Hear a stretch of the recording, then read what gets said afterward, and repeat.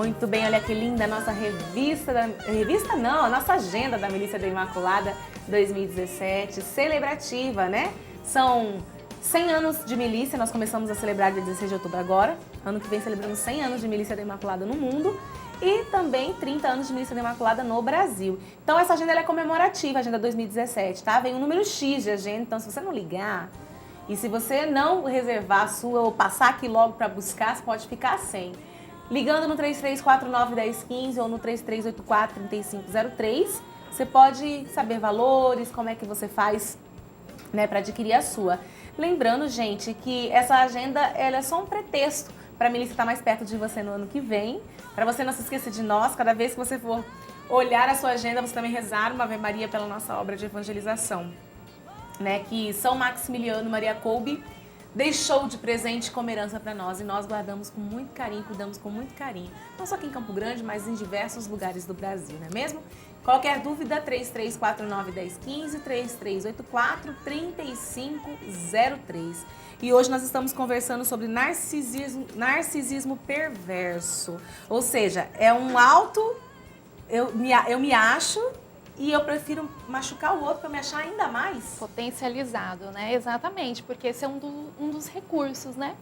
Então, a gente precisa de objetos, né? A gente fala na relação com o mundo, a gente aprende. Desde bebezinho, a gente tem os nossos objetos preferidos, né? A gente não tem a chupeta, depois a fraldinha, criancinha.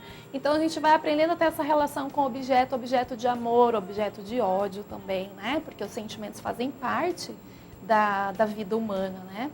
E aí o narcisista ele precisa o quê? Para reforçar esse eu sou, né? Eu sou poderoso, eu sou lindo, eu sou linda, eu sou maravilhoso, tudo que eu faço é perfeito. Então é aquela coisa, para alguém ganhar que sou eu, o outro precisa perder. E aí nas relações é muito comum, né? Esse desejo de reforço do que eu faço, eu sou melhor sempre. Uhum. E não tem nada de problema em buscar sempre fazer o melhor. Mas no caso do narcisista, ele precisa desqualificar o outro, né? Ele precisa humilhar, desqualificar. Então, aparece muito em termos de comportamento, características como arrogância, né? Como humilhação mesmo, tratar o outro de uma forma que rebaixe a pessoa com quem está junto. Às vezes no trabalho, às vezes até o relacionamento dentro de casa mesmo, né? Para que ele se considere ainda nessa posição. Porque o que acontece? Ele acha assim que ele é único. Ele realmente acredita que ele é especial, que ele é o único na face da Terra e que não existe ninguém com características tão superiores quanto a sua, né? Então ele não consegue ter essa visão de equidade, né? De que o outro é igual a mim. É muito difícil. E por que é difícil? Porque a capacidade de empatia não existe, né? Ou seja, o narcisista ele não consegue reconhecer os sentimentos do outro, o que o seu comportamento, o que a sua fala está provocando no outro. Então, por isso que para ele está tudo certo. Ele não consegue reconhecer que ele está fazendo a pessoa que está ao seu lado sofrer, né? E ele precisa disso, a gente chama, são os vampiros, né? Aí se tornam os vampiros emocionais. O que são os vampiros emocionais? São aquelas pessoas que vêm e sugam tudo que você tem de melhor. Ele quer se aproveitar ao máximo daquilo que você tem de melhor, seja de conhecimento, seja de informação, seja emocional mesmo, né? Por exemplo, ele quer muito carinho, ele quer muito ser agradado, né? E aí, olha, agora você já me deu tudo, eu não preciso mais de você, né? Ou seja, até financeiramente, né? Os vampiros são essas pessoas que acabam a gente perceber, nossa, ele é mau caráter, né? Porque veio e sugou tudo e foi embora, né? Eles têm uma necessidade de se aproveitar do outro, né? De tirar do outro. Então, ele não é só autossuficiente para alcançar os seus objetivos, mas ele acaba fazendo do outro um objeto para alcançar os seus próprios objetivos. Ainda mais se o outro se destaca, né? Se o outro se destaca. Aí ele vai fazer de tudo para puxar o tapete. E vai ofuscar o brilho do outro. Com certeza, porque o narcisista lembra da imagem, né? Nossa, eu sou lindo, eu sou maravilhoso, eu sou único, eu sou perfeito. Então, se eu vejo qualquer indício de que outra pessoa possa chegar perto de mim, então eu dou um jeito de colocar essa pessoa lá no chinelo, né? Porque eu preciso reforçar essa minha característica. A gente sabe que é, né, um transtorno e tudo mais, mas assim, se você parar para pensar, é algo tão fora do que é cristão, de você se enxergar no outro, né? Enxergar Deus acima do outro. Um narcisista perverso, ele tem religiosidade ou não? Pode ser que ele tenha. Porque se você parar pra pensar, Deus seria algo maior, muito maior do que ele, para ele reconhecer isso. Né? Vamos dar um exemplo assim dos falsos profetas, né? Ele praticamente é um Deus, né? Eu sou próprio, não tenho. Alguns que a gente fala, nossa, a pessoa tem esquizofrenia, às vezes, e muitas vezes está associado mesmo a outro tipo de transtorno de personalidade, né? Mas tem pessoas que acham que ele é tão único que ele praticamente, Deus é um só, né? E que tudo que ele diz é a verdade, né? Então, às vezes você já começou a identificar alguém aí, por perto, né? Verdade. Então, tem Vai muitas... passando algumas pessoas na mente, assim, Luciana. Né? Que às vezes ela entra na religião e pratica religiosidade, independente da religião, justamente porque tem essa característica, né? Então, olha, eu sei tanto que Deus fala direto comigo e que eu sou a fonte de salvação das pessoas. Mas começa a prestar atenção, porque o que está além da palavra, né? Porque a gente fala que existe, infelizmente, os falsos evangelistas, né? É verdade. Então é importante ficar atento para se proteger e para ir no caminho do bem mesmo. Você fala algumas características aí, né? Como que a gente identifica, então, se a gente, por exemplo, está num relacionamento com uma pessoa dessa, se no ambiente de trabalho tem alguém com essa característica? A primeira coisa é, lembrando que a gente tem que, é difícil identificar, tá? É muito sutil, então a gente tem que tomar só certo cuidado, porque vai que é um narcisista perverso que está comigo, né? E aí eu digo que tem alguns testes, assim, começa a falar de você, por exemplo, veja se ele vai ter escuta, né? Porque o narcisista, ele não tem interesse nenhum na vida do outro. Você começa um assunto sobre você, ele vai dar um jeito de falar sobre ele. Esse é um comportamento bem característico, porque ele não se interessa pelos outros, ele só se interessa por aquilo que é. Outra coisa, às vezes o narcisista, ele não é só de dizer coisas boas, coisas positivas, os méritos, as vitórias. Às vezes ele conta também de situações trágicas, mas aí ele vai se colocar num papel de vítima profundo para você morrer de dó dele e querer ajudar de alguma forma. Então tem esses contrapontos, por isso que é bem difícil identificar. Ora é muito aqui, ora é muito lá embaixo, né? Então o dele é sempre maior, o dele é sempre mais sacrificado, ou mais difícil, ou mais, então o dele é sempre mais alguma coisa. Então quando a pessoa, se você começa a contar uma história, a pessoa começa a contar e repetidamente, né? Essa característica precisa ser bem acentuada e bem repetida. Todas as vezes que você começar a falar de você, ele começa a falar dele e aumenta e cria uma situação que você sente, puxa, era triste, agora eu vou ficar feliz, porque o dele foi muito pior, então pode ser que você esteja diante desse narcisista perverso aí, né? Outra coisa, fique atento, às vezes aquela coisa assim, a gente sai depois para almoçar e ele, toda vez você tem que pagar o almoço dele, né? Tem gente que fala, esqueci a carteira, não trouxe o cartão, alguma coisa assim.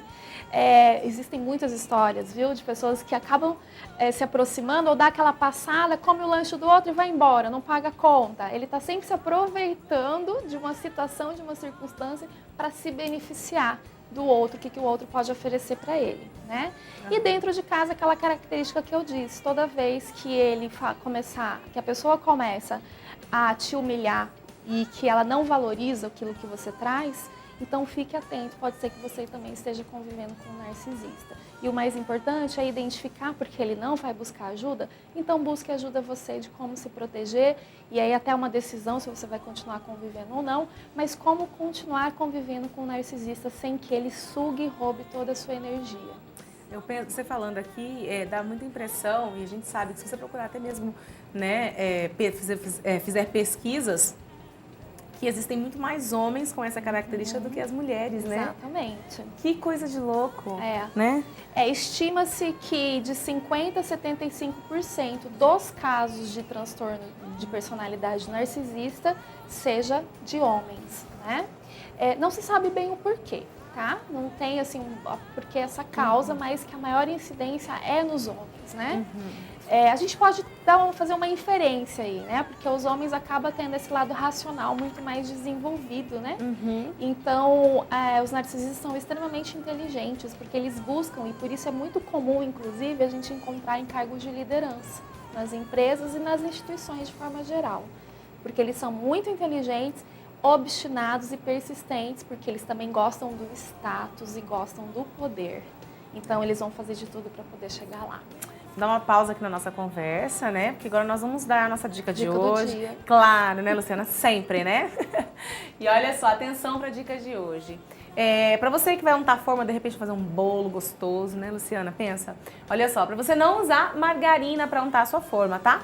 Porque contém muita água na sua composição, então quando aquecida ela faz ressecar e grudar a massa na forma. Prefira manteiga ou óleo para untar a sua forma, fazer o seu bolo bem saboroso. O tempinho tá chuvoso, que é uma delícia fazer um bolinho, né? Com chazinho. Com chazinho, delícia. Então você testando na sua casa, você me conta depois, tá bom? Agora, Luciana, a gente vai voltar aqui à nossa conversa, né? Falando de narcisismo perverso. Da onde que vem isso? De onde que vem isso? Porque assim, a gente sabe que a maioria das patologias, né? Psicológicas, né, dos transtornos, ele vem de algum trauma que foi sofrido, né? Agora, um narcisismo. A gente não consegue diagnosticar muito bem a causa, não. Mas o que é interessante é que esse diagnóstico só pode ser feito na fase adulta. Às vezes no início da fase adulta e às vezes mais para frente, porque vai se acentuando, né? Eu poderia até dizer assim, que parece que é algo que vai sendo aprendido ao longo do tempo. Por quê? Porque, veja só, esse tipo de transtorno, ele precisa ser verificado assim, para ser diagnosticado tem uma influência muito grande de duas características. Uma é a questão hereditária, genética, e a outra a influência do ambiente, né?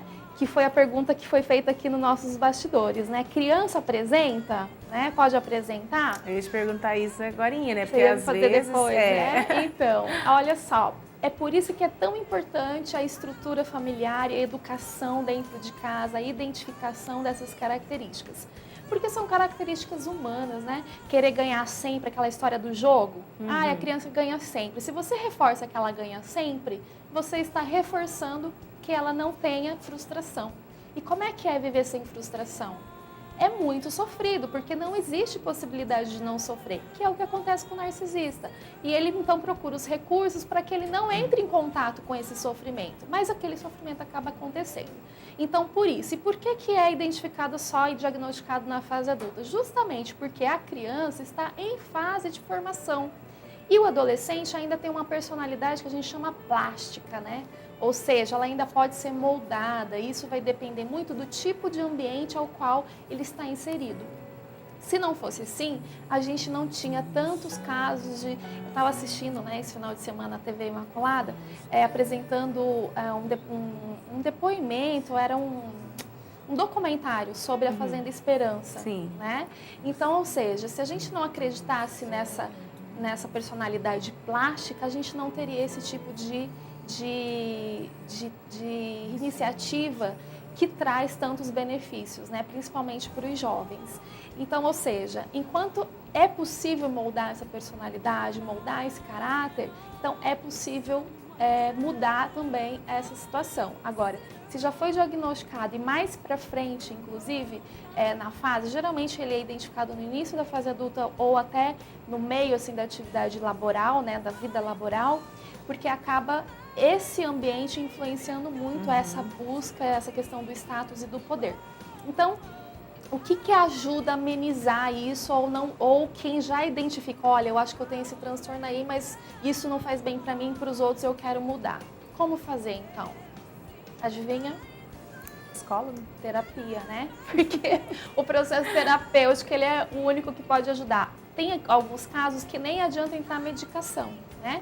E aí o processo terapêutico ele vai trabalhar principalmente o exame dos valores, né? O exame daquilo que é importante para mim, que tipo de cidadão eu quero ser para a sociedade, que tipo de informação, ou o que eu quero transmitir, por exemplo, aos meus filhos, né? Então, examinar isso e rever se esses comportamentos, essas atitudes estão de acordo com aquilo que você deseja deixar registrado, né? Como marca pessoal, é uma possibilidade de reverter esse quadro. Agora, Luciana, você estava falando da questão da criança, do comprometimento do pai com ela. A criança manifestaria quais características, assim, para a gente perceber que, ops, tem alguma coisa errada com relação a isso. É. De uma dupla personalidade, alguma coisa assim. Então, algumas características de crueldade, por exemplo, porque quando é criança é difícil diagnosticar, fechar o diagnóstico para transtorno de personalidade, né? Porque a gente tem mais de 10 tipos, o narcisista é um deles. Pode ser outros tipos de transtorno, né? Então, é importante identificar, assim, se tem alguma coisa diferente do comum, né? Então, o que é diferente do comum? A criança que mente, muitas vezes, mente repetidamente, inventa, né? Porque faz parte da imaginação da criança, inventar e tal. Agora, reforçar isso, e se isso fica mais evidenciado que ela acaba mentindo constantemente sem necessidade, por exemplo, ou com algum objetivo próprio, né? Então, às vezes tem criança que mente porque ela quer obter um resultado próprio daquilo, né? Eu quero ganhar com isso. Então, aí a gente fala que são características de manipulação. Começar a perceber se existe características de manipulação, o que é comum, tá? Na fase infantil, é muito comum. Requintes de crueldade, por exemplo, né? O irmãozinho mais velho com o irmãozinho mais novo, identificar como é que é a relação, se tem carinho, se tem raiva, como é que é quando chega, né? Os ciúmes é normal, mas o que leva a esse ciúme? Esse sentimento de ciúme leva a situações mais sérias, então tem algo diferente ali que precisa ser checado. Não significa que a gente pode dizer que tem um diagnóstico fechado, mas há indícios que se não for feito alguma coisa, lá na vida futura, adolescente ou adulto, isso pode ser revertido na definição de um quadro de transtorno de personalidade, né? Então, quanto antes a família receber orientação de como conduzir, porque é muito difícil, né? Vai ter um monte de palpiteiro, né? Vai ter bastante palpiteiro. Sempre. Mas é importante mesmo os pais terem esse olhar mais voltado para isso, né? Porque a tendência não é nunca melhorar se não é tratado, a tendência é piorar, né? Como eu disse, é o reforço do ambiente, né? Então, se o ambiente está propiciando, se eu não ligo e penso assim, mentira é coisa de criança, eu estou reforçando. E aí ele vai continuar, essa criança vai continuar repetindo esse comportamento e que vai ser desfavorável lá na frente. Como é que vai ser quando for para a escola, para o ambiente social, né? E a gente conhece, a gente sabe que no ambiente social, e agora a gente tá essa questão de mídias sociais, né? Redes sociais.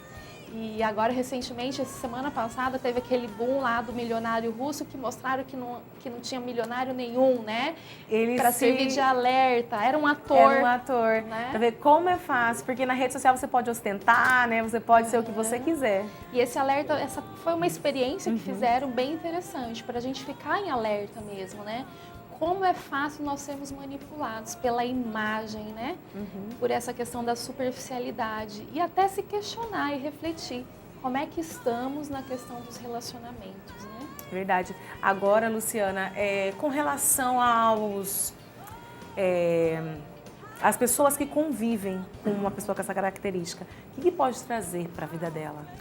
Pode trazer muito sofrimento, né? Eu acho que esse é o termômetro, assim, se você convive com uma pessoa, porque no primeiro momento o narcisista, ele é altamente sedutor, né? Os característicos extrovertidos, que eu disse que tem 2 tipos, os mais silenciosos e extrovertidos. Os extrovertidos, eles vão ser bem-humorados, eles vão ter vários amigos, eles vão ter facilidade de fazer amizade e acabam sendo muito sedutores, porque eles dizem aquilo que a gente gosta de ouvir. Por quê? Porque eles gostam da atenção para eles. Então, ele quer que todo mundo ache ele ao máximo, né? Ele é um cara legal, ele é uma pessoa divertida, é bom estar perto. Mas com o tempo, ao longo do tempo, não vai ser sempre de imediato, você vai começar a sentir um certo desconforto, perceber que as brincadeiras são sempre pejorativas, são sempre com uma conotação de diminuir você ou quem está por perto. Então você precisa começar a ficar atento. E como se proteger, né? Então é assim, primeiro se proteger. Como que a gente se protege de um narcisista? Não permitindo se sentir tão em sofrimento assim e tão rebaixado assim. E aí, importante de novo, eu falo, quem lida com narcisista tem que procurar terapia também, porque ele não vai procurar. Então procure para você ajuda, né? Para poder aprender a lidar e não permitir que a sua autoestima seja rebaixada. Porque se você deixar que esse narcisista perverso acabe com a sua autoestima, vai ser muito mais difícil de você procurar ajuda, né? Então não pode se esquecer de quem você é e daquilo que faz bem para você. Então cuide-se. Luciana, então, para a gente poder entender, né, nessa história toda de narcisismo perverso, podem ser outras características, mas ele pode ter também o narcisismo perverso, junto com outras patologias, por exemplo. Com outras patologias. É muito comum estar associado, por exemplo, com ansiedade, com depressão, com outros tipos de transtorno de personalidade também. Por isso que eu disse que não é tão simples assim a gente identificar. Fora que existem as pessoas de autoestima elevada que são ótimas também, né? Então a gente tem que ver mais assim, mais do que a característica e de comportamento daquela pessoa, mas como que eu me sinto quando estou com ela. Isso é o mais importante. Tá certo, Luciana, obrigada mais uma vez. Eu que agradeço. Se vocês gostaram do tema, pode mandar lá a pergunta também, a sua consideração na nossa página do Sempre Com Você, facebook.com/Sempre Com Você. Né? E a gente vai, claro, né, atender você com muito carinho. Quando a gente passa para a Luciana também já dá algumas dicas, né, Luciana? Responde, né? Responde para você que está em casa. Então, obrigada mais uma vez. Luciana, a gente se encontra. Obrigada. E você não saia daí que a gente já volta com as notícias de hoje.